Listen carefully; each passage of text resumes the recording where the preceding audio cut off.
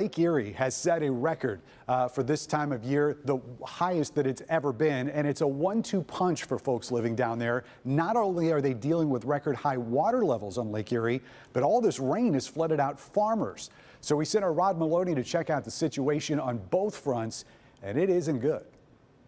Check out this boat dock. It usually sits several feet above the water, but look down here.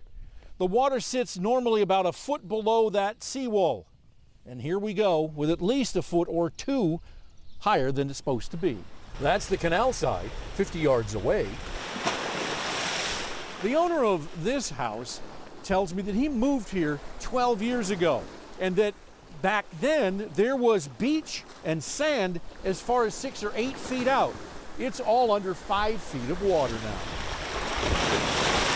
We know that water always wins, but we sure do try. Retired widower Tom Wolosik tells us his problems really started last year, and now he's forked over thousands for a new seawall, hoping to keep his lakefront home intact. And the storms last year lifted that concrete slabs, busted them up like pieces of potato chips, and then as the storms kept coming in early this spring, I had nothing to protect. It was washing under my main wall. Tom's neighbor is the Fermi 2 nuclear power plant, and strangely enough, the high lake levels and heavy rains are affecting more than the lakefront homes.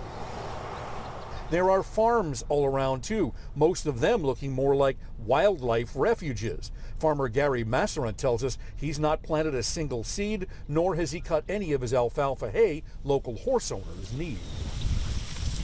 Well, you're not going to get nothing planted, but most farmers now carry crop insurance, which will subsidize a loss, but it won't make you no profit. Well, I'm getting up in the years now. As long as I can take care of it, I'll stay here. But Tom says if and when the water does subside, he's going to have to spend $25,000 to put rock down here and then cement on top of it to pave all the way out to the seawall.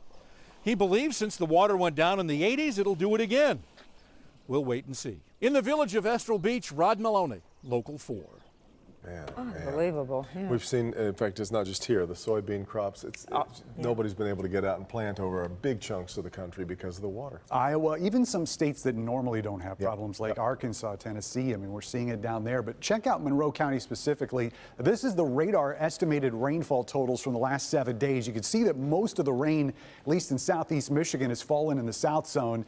And Monroe County, at least according to the estimated radar totals, they're anywhere from about 2 to 4 inches just within the last 7 days. But we are above average, and we have been for this year, and likely going to add to some of those numbers, especially with these downpours tonight. So